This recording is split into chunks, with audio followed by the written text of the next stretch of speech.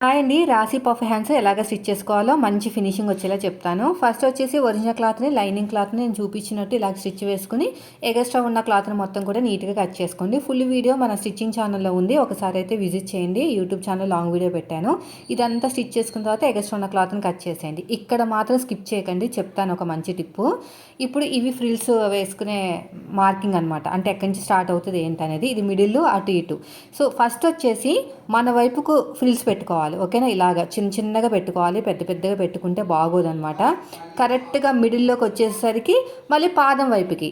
అయితే ఇది కుట్టేటప్పుడు ఖచ్చితంగా ఫ్రిల్స్ దగ్గర పాదం ఇంచి అయితే డిఫరెన్స్ ఉండాలండి. అంటే ఈ హ్యాండ్ మనం షోల్డర్ దగ్గర జాయిన్ చేస్తాం కదా, ఖర్చు పెట్టుకుని ఫ్రిల్స్ పెట్టుకోవాలి. మళ్ళీ హ్యాండ్స్ జాయిన్ చేసేటప్పుడు ఆ ఫ్రిల్స్ అనేవి లోపలికి వెళ్ళిపోతాయి అనమాట. చూడండి ఎంత ఖర్చు పెట్టి కుట్టానో అలా ఉండాలన్నమాట. ఫినిషింగ్ చాలా నీట్గా వస్తుంది. ఫుల్ వీడియో కూడా పెట్టాను. ఎవరికైనా ఇంట్రెస్ట్ ఉన్న వాళ్ళు ఫుల్ వీడియో చూడండి. Thank you.